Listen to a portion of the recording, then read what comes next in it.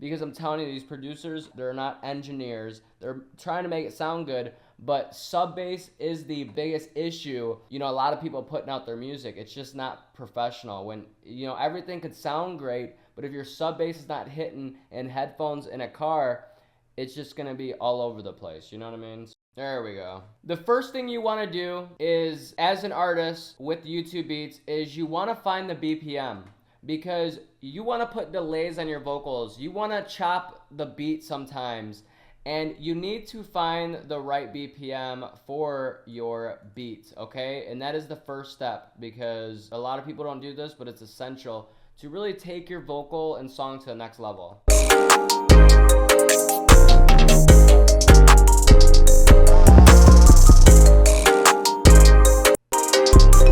151, I was close. All right, cool. So we got the BPM, right? So we got the BPM now. The mix and master is great that he did on this beat, but it needs more headroom for your vocal to really shine so your vocals can sit on top of the beat. We are going to just put an EQ on it. Let's just use this EQ.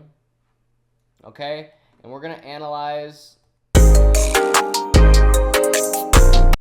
And all we're going to do is just, let's do that. Let's change this to right here. And we're just gonna bring the bass down 2 decibels. You can always bring it back up. So you can still get that bass, right? And then you can literally just turn the whole beat down itself.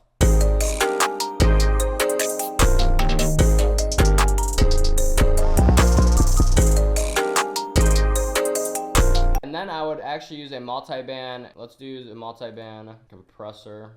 So this is cool because I can take anything, let's say below 150 hertz, and make it mono by doing this. Boom. So I'm making it mono. This is making it stereo. This is mono for the low, 150.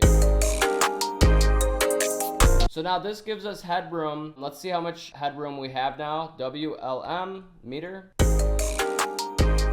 Perfect. We have enough room for our vocals and mastering.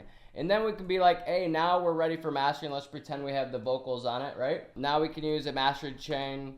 Let's just put on one real quick. And now it's gonna bring up the levels again.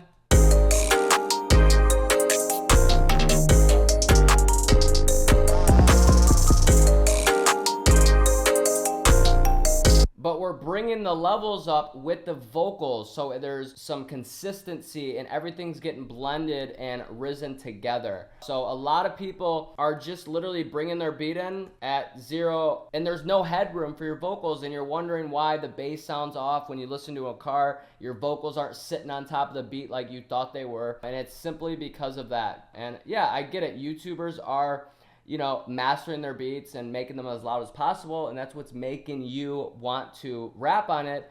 But when you record on it, you need to bring the levels down. At least the very thing you can do is just bring it down a few decibels and don't worry about anything else, right? But in most cases, sometimes you just gotta lower the bass even a little bit more.